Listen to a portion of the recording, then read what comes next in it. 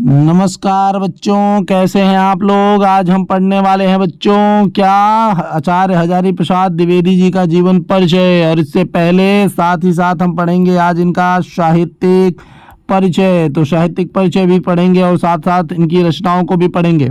तो सबसे पहले आपको करना क्या है बच्चों कि अपने सिटी का नाम तुरंत हमें कमेंट कर दीजिए और हम जान लें कि भैया कि आप कहाँ से पढ़ रहे हैं। और साथ ही साथ अपना नाम जरूर लिखना भूलें, याद रखिए ना भूलें। मतलब आपको अगर जैसे मान लीजिए आपका नाम आनंद है भैया, तो आप आनंद लिखिए और तुरंत उसके नीचे जो आप जहाँ से हैं, अगर आप प्रयागराज से हैं तो आप प्रयागराज लिखिए, अगर आप बनारस से हैं तो बनारस से लिखिए, इंदौर से हैं तो इंदौर लिखिए, जहाँ से हैं आप दोस्तों वहाँ का लिख देना है, ठीक। और अगर बच्चा कोई यहाँ पे टाटा से देख रहा हो तो भैया टाटा ज़रूर लिखे, ठीक। कोई भी वीडियो जहाँ से देख रहे हैं सब कुछ लिखें और हमें कमेंट करें। साथ ही साथ हम पढ़ रहे हैं आज आचार्य हजारी प्रसाद द्विवेदी जी का जीवन परिचय। किसी भी बोर्ड के लिए दोस्तों आप जीवन परिचय और साहित्यिक परिचय यही लिख के आइएगा और आप एकदम बाजार एकदम बना के आएंगे तो गुरु। तो चलिए देखते हैं क्या है कि आचार्य हजारी प्रसाद द्विवेदी का जन्म बलिया जिले के दुबे के छपरा नामक गाँव में सन 1907 ईस्वी में हुआ था। अब देखिए हजारी प्रसाद द्विवेदी, द्विवेदी यानी दुबे, दुबे यानी दुबे का छपरा, और बलिया जिले के दुबे के छपरा में इनका गांव में जन्म हुआ था सन 1907 में। इनका जन्म एक सरयू पारी ब्राह्मण कुल में हुआ था। ये ब्राह्मण कुल के थे भाई, दुबे थे तो भैया ऐसे ही आप जान लेंगे। अगर आप यूपी और बिहार दिल्ली आदि के रहने वाले हैं तो आप ऐसे ही जान लेंगे कि भाई जो दुबे हैं वो ब्राह्मण होते हैं। इनके पिता का नाम अनमोल द्विवेदी था तथा माता का नाम ज्योतिषमती था, और इनकी माता एक पंडित कुल की कन्या थी, जिसके कारण आचार्य हजारी प्रसाद को संस्कृत और ज्योतिष की शिक्षा उत्तराधिकार में प्राप्त हो गई थी। यानी माता पिता अच्छे कुल और पंडित घराने के होने की वजह से इन्हें ज्योतिष की भी बहुत ज़्यादा ही जो है जानकारी होने लगी। सन 1930 में इन्होंने काशी हिंदू विश्वविद्यालय से ज्योतिषाचार्य की उपाधि भी प्राप्त कर ली। लो, सोने पे सुहागा हो गया। सन 1930 में इन्होंने क्या किया था कि इन्होंने काशी विश्वविद्यालय से ज्योतिषाचार्य की उपाधि भी प्राप्त कर ली। विश्वविख्यात संस्था शांति निकेतन में 1940 से 1950 तक हिंदी भवन के निदेशक के रूप में ये कार्यरत भी रहे।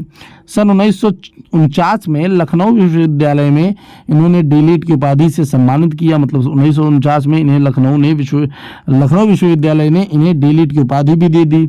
चलिए और क्या चाहिए। सन 1950 में काशी हिंदू विश्वविद्यालय के हिंदी विभाग के प्रोफेसर अध्यक्ष नियुक्त हुए।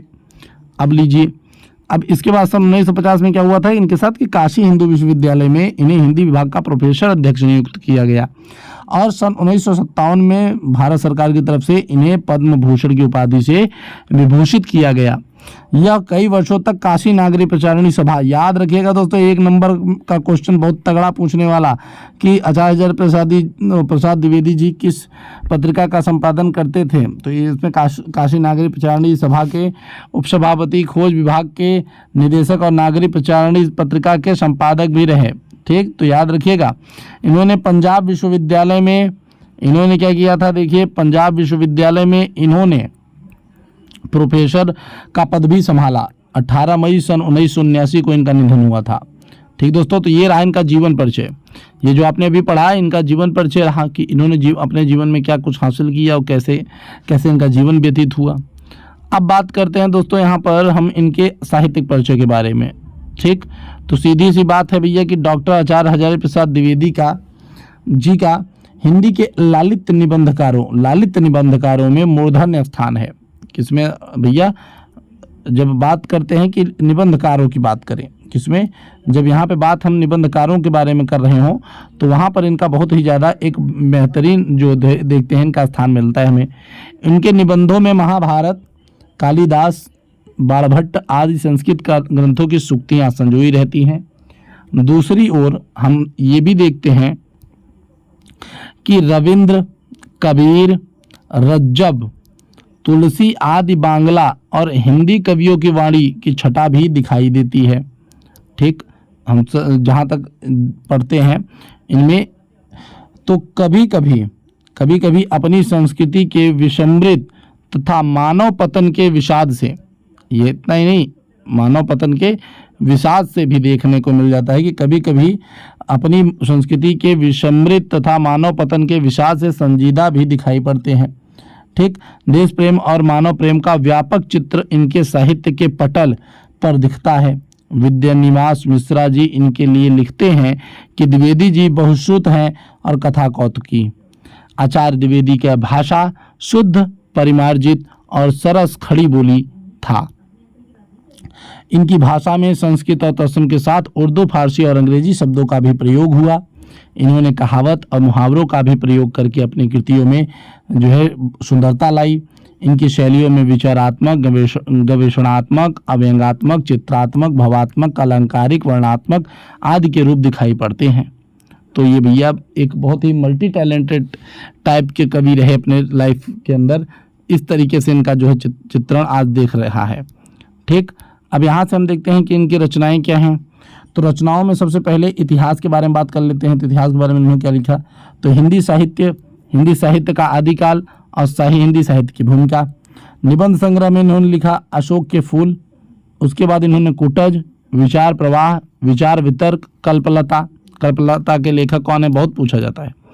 ठीक, अब देखिए आगे देखते हैं। साहित्यिक, संस्कृत और आलोचनात्मक ग्रंथ में इन्होंने कालिदास की ललित योजना, सूरदास, कबीर, साहित्य सहचर, साहित्य का मर्म आदि लिखा। साथ ही साथ इन्होंने उपन्यास में जो महान रचनाएं की वो रही बाणभट्ट की आत्मकथा, अनामदास का पोथा, चारुचंद्र लेख और पुनर्नवा। और इनमें से ये क्वेश्चन बहुत एक नंबर में बनने वाले क्वेश्चन है दोस्तों। ये देखिए, मैं आपको बता दूं कई बार पूछा जा चुका है कि बाणभट्ट की आत्मकथा किसने लिखी है, अनामदास का पोथा किसने लिखा है, चारुचंद्र लेख किसने लिखा है और पुनर्नवा के लेखक कौन है, ये जरूर पूछता है। इसलिए याद रखिए कि ये भैया सब आचार्य हजारी प्रसाद द्विवेदी जी का ही लिखा हुआ है। बस दोस्तों करना क्या है, वीडियो को लाइक करिए और शेयर कर दीजिए वीडियो को। साथ ही साथ आप जिस सिटी से हैं वहाँ का नाम तुरंत लिखिए और साथ ही साथ हो सके तो बच्चों अपना नाम ज़रूर लिखिए। ठीक, सिग्नेचर तो कर नहीं सकेंगे आप यहाँ पर, तो सीधी सी बात नाम लिखिए। हम आपसे मिलेंगे अगली वीडियो में, तब तक के लिए जय हिंद, जय भारत।